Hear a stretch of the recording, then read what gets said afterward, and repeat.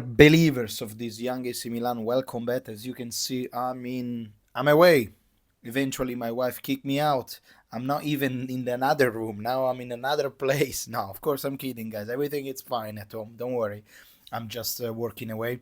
So I wanted to do a video because it's been a week of nothing. So I wanted to talk a little bit about what's going on with Milan lately, with the saga of the sport director. Tomorrow is the big day. Finally, Milan is back against Atalanta. I'm so excited. Finally, we can see if this 3-4-3 is actually working.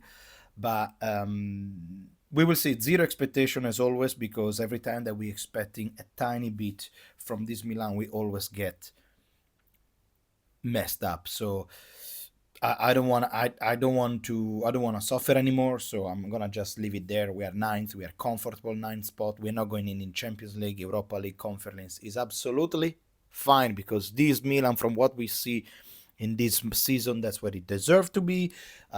From what is going on in the club, there is no other place that Milan has to go.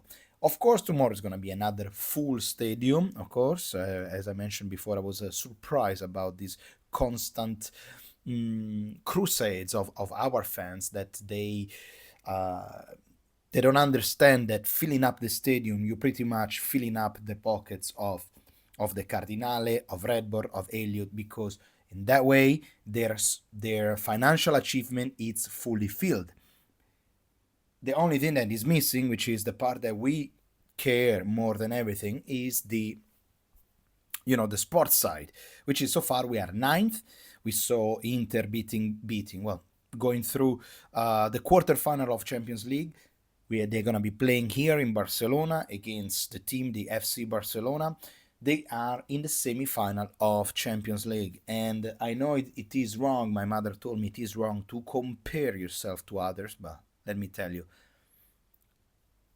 I'm more than jealous. I am frying here. I'm desperate. I'm eating all my nails. I cannot believe how far is the project of Inter compared to our. One team is top of the league, semifinal of Coppa Italia, semifinal of Champions League. Last year they won the Scudetto. The other team, it is ninth in the league. It doesn't have a future. The team doesn't have a future. It's not gonna be playing even in Champions League in the next year. We are ages away. There was a moment that we were similar when we played each other match in the semi-final in 2000. What was it? 2003. The semi-final. Still, Inter was a better team back then. But now the gap in between the team is way too far, and I still don't understand how come we are still grabbed to that 1-1 in the semi-final or first leg of Coppa Italia. That I don't believe it. Really, it's unbelievable. So we're gonna have an answer for that as well next week on Wednesday. But before, we're gonna have to face Atalanta.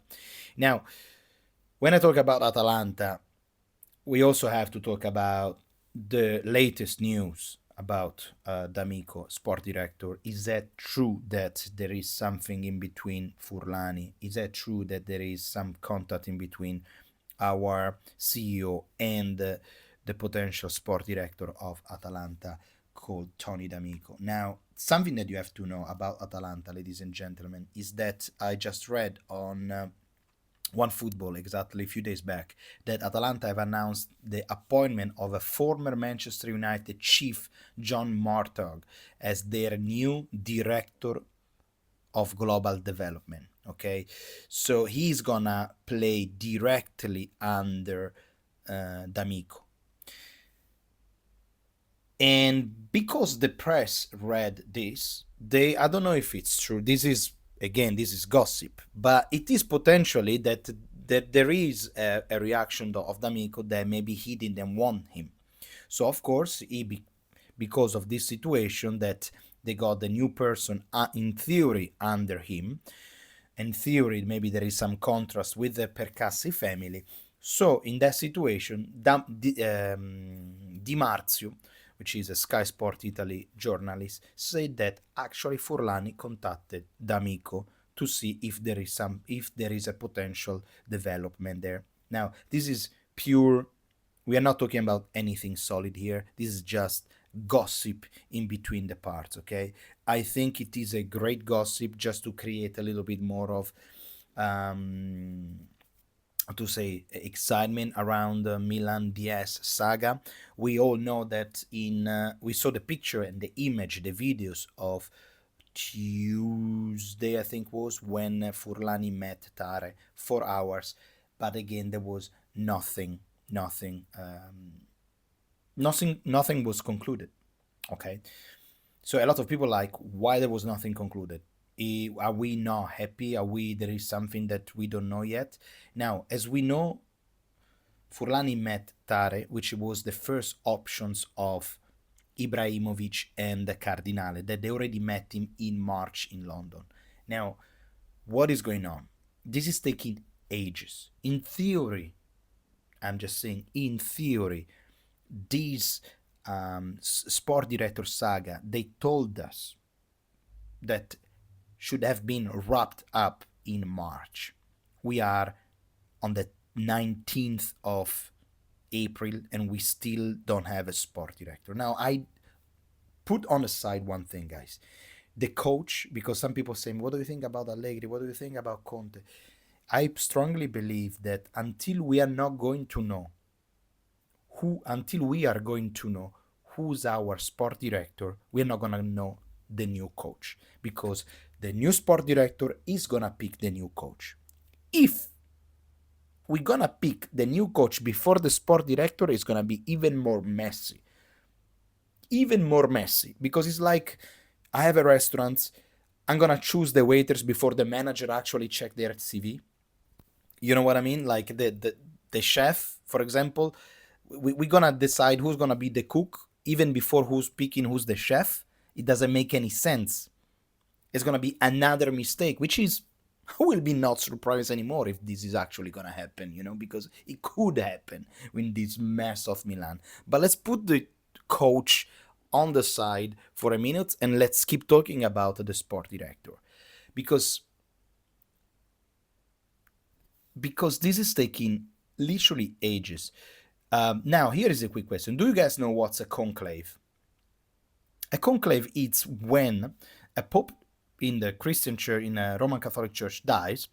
So they gather all the cardinals in a Sixtine chapel in Rome, and they literally close them inside this big room in a Sixtine, where the Sixtine chapel is, and they are not allowed to leave the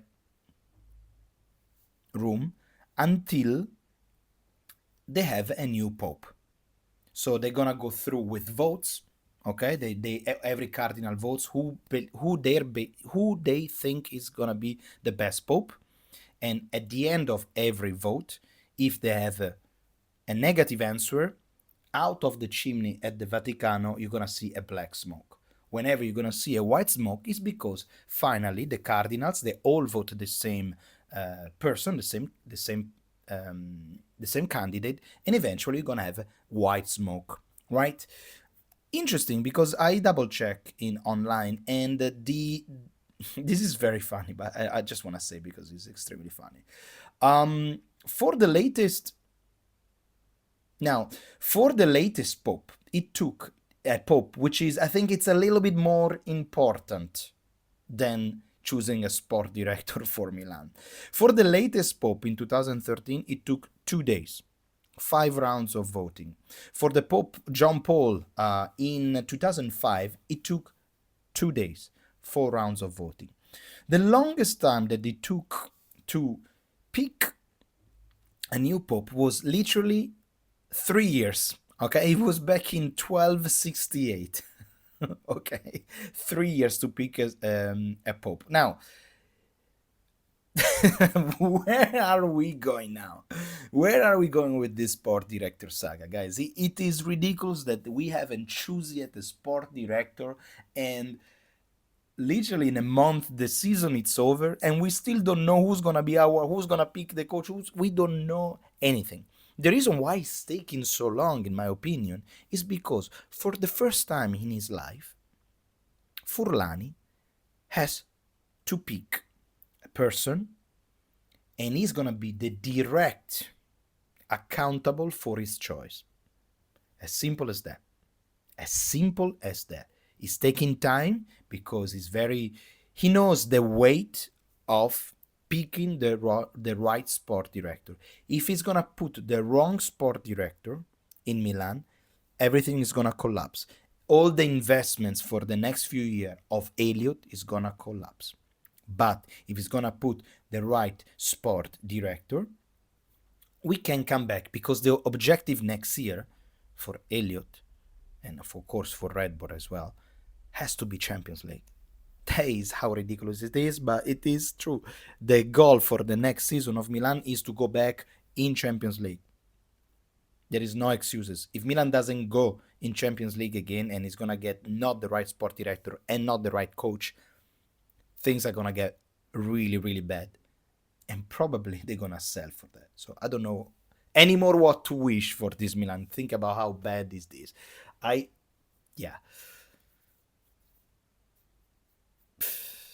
This is how sad it is, all this story, man.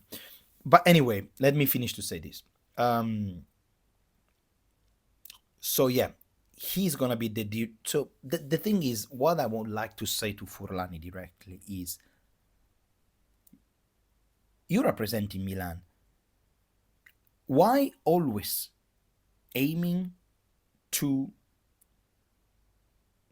professional that they are free? Like the Fonseca, the Conceição. Why not aiming somebody that is at work now? Like your Milan. I understand Atalanta. I understand Bologna. I understand certain sport director. They already have a job. But you are called AC Milan. You are the most international title team of Italy. It's going to be always a challenge for any sport director to be in that plaza, in that square.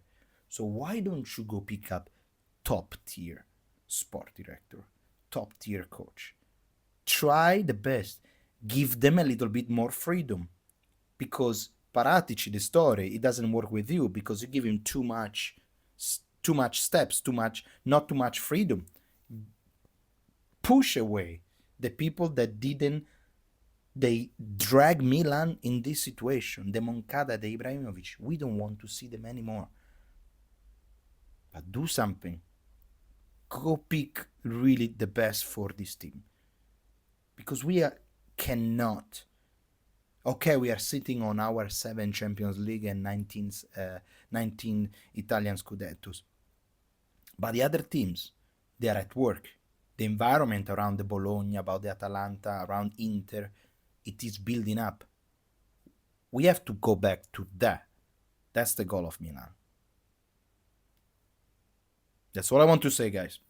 As always, tomorrow, even it's Easter, we're going to do a post-match live reaction, so make sure to like it and watch it. Sempre Forza Milan. Forza Milan, cazzo.